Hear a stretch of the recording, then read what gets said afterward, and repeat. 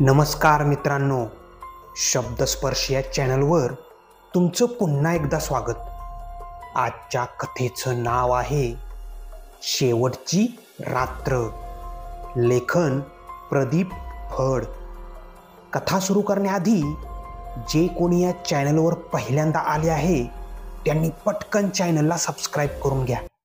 चला तर मग वेळ न घालवता कथेला सुरुवात करूया.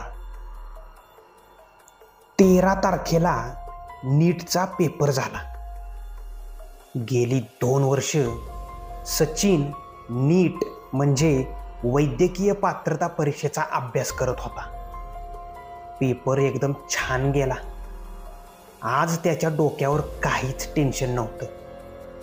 तो पेपर देऊन रूमवर आला. तो शहराच्या ठिकाणी एका अडगळीत पडलेल्या चाळीमध्ये राहत होता.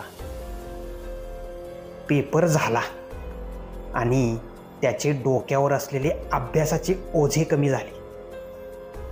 आज छान एन्जॉय करावा असं त्याला वाटत होतं. आज तर खोली मालक सुद्धा नव्हता. ते कुठेतरी नातेवाईकांकडे गेले होते. सचिनने मित्रांना फोन केला, पण त्याची फार निराशा झाली. मित्र म्हणाले की आज पेपरमुळे फार थकलो आहे, आपण उद्या काहीतरी पार्टी करूया. खरं तर 1-2 दिवस एन्जॉय करून मग रूम सोडायची असा सचिनचा बेत होता. पण मित्रांनी प्लॅनची पार वाट लावल्यानं त्याचा मूड थोडा ऑफ झाला. सचिननं जेवण केलं आणि आपल्या मोबाईलवर मित्रांशी फोनवर गप्पा मारत बसला. बघता बघता वेळ कसा निघून गेला ते सुद्धा त्याला कळालं नाही. रात्रीचे 2 वाजले असतील आणि अचानक लाईट गेली. रूममधला लाईट बंद झाला होता. म्हणून फोनवर बोलता बोलता त्यानं मोबाईलची टॉर्च चालू केली आणि फोन स्पीकरवर टाकून तो बोलू लागला. मित्राचा आवाज अचानक मध्येच अडकू लागला आणि फोन आपोआप कट झाला. त्याला वाटलं की स्क्रीनला धक्का लावून फोन कट झाला असणार. त्याने पुन्हा कॉल करण्याचा प्रयत्न केला, पण त्याचं नेटवर्क पूर्णतः गेलं होतं. त्याने सहज बाजूला टॉर्च दाबली.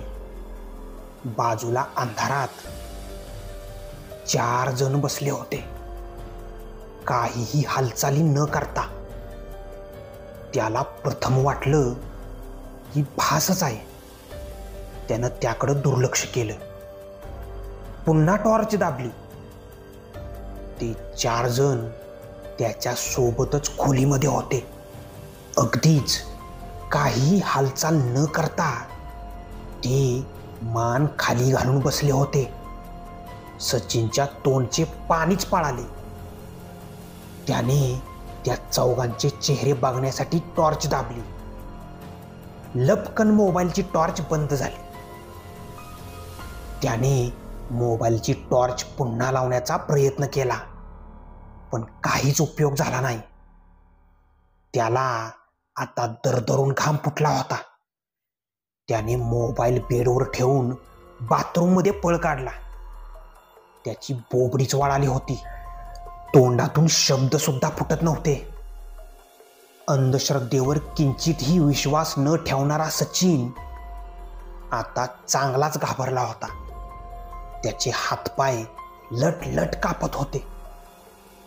तो बाथरूममध्ये उभा होता.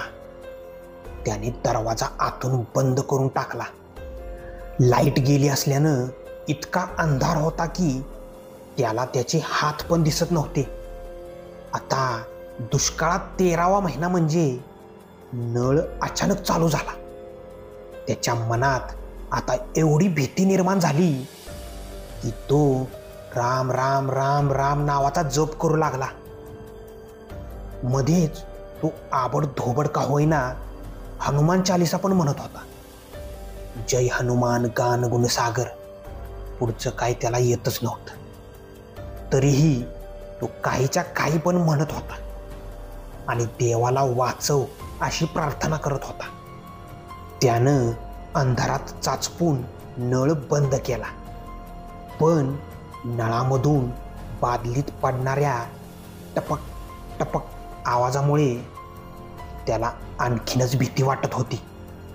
तो टप टप आवाज त्या शांत अशा बाथरूममध्ये त्याला एकदम जीव घेणा वाटत होता.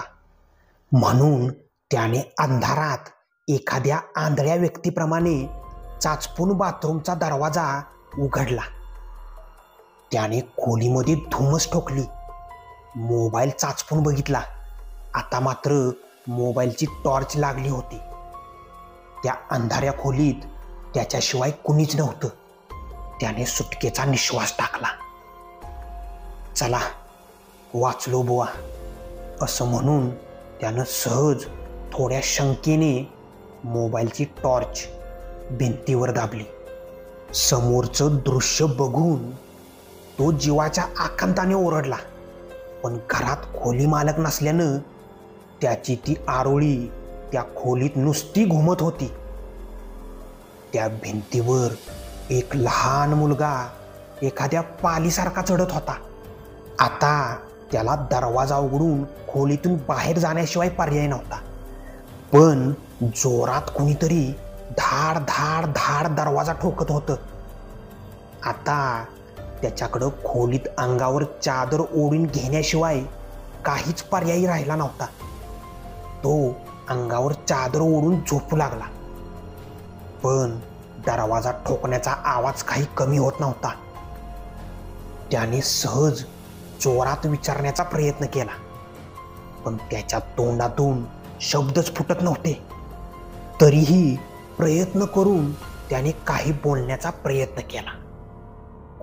कोण आहे, कोण आहे? त्याचा आवाज दरवाजापर्यंत पोहोचला असेल की नाही तेही माहीत नव्हतं. पण आता दरवाजा ठोकणं बंद झालं. त्यानं पुन्हा चादर अंगावर ओढून झोपण्याचा प्रयत्न केला, पण त्याला काही झोप लागत नव्हती. अजूनही लाईट काही आली नव्हती. सगळ्या खोलीत भयान शांतता पसरली होती. पण ती शांतता फक्त 5 मिनिटाची होती. त्या शांततेला भंग करणारा आवाज त्याच्या कानावर पडला.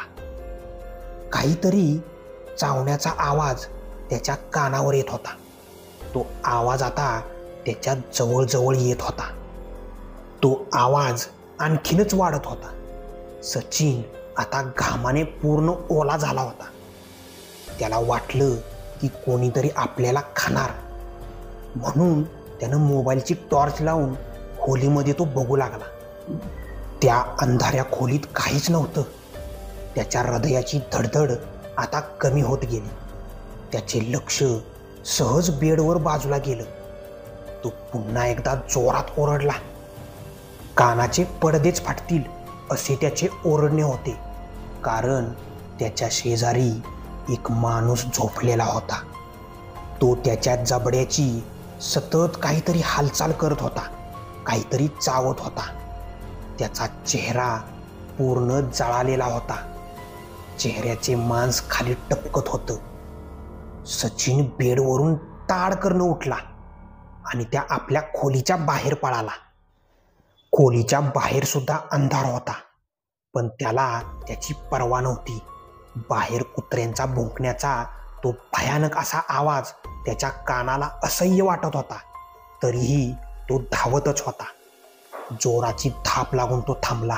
त्याची छाती धडधड करत होती. तो आता रोडवर आला होता. त्याने आपली सुटका झाली असा सुटकेचा निश्वास टाकला होता. तो रोडवर एखाद्या वेड्यासारखा फिरत होता. रोडच्या बाजूला एका हॉटेलच्या समोर एक भिकारी माणूस झोपला होता. एक आधार म्हणून तो त्याच्या बाजूला जाऊन बसला. एव्हाना सकाळचे 4 वाजत आले होते. अजूनही उजेड पडला नव्हता. सचिन आपल्या मोबाईलवरून फोनवर फोन करत होता, पण त्याचा एकही फोन लागत नव्हता. भावाला फोन लागला, पण त्याचा आवाज सचिनला ऐकू येत नव्हता. सचिन देवाला हीच प्रार्थना करत होता की लवकर सकाळ व्हावी. सचिनचे डोळे आता पाणावले होते. तो रडायलाही लागला होता. तो सारखं फोन लावत होता आणि कुणाचाच आवाज त्याला येत नव्हता. आता तर मोबाईलवर फुल नेटवर्क होतं. झालं, जे व्हायचं नव्हतं तेच झालं. त्याचं लक्ष बाजूला झोपलेल्या त्या भिकाऱ्याकडे गेलं. त्याच्या काळजाला हादराच बसला. तो एका क्षणासाठी चक्रावून गेला. तो भिकारी अचानक नाहीसा झाला होता. सचिननं आता हात जोडले. दुधाचं पाकिट घेऊन येणारा अमूल दुधाचा ट्रक हॉटेलसमोर येऊन थांबला होता. आता सगळी हॉटेलं नेमकी उघडली होती आणि दूध पाकिटाचा ट्रे घेण्यासाठी हॉटेलवाला त्या ट्रकजवळ आला होता. सचिन त्याच्याजवळ गेला आणि त्याच्याजवळ जाऊन उभा राहिला.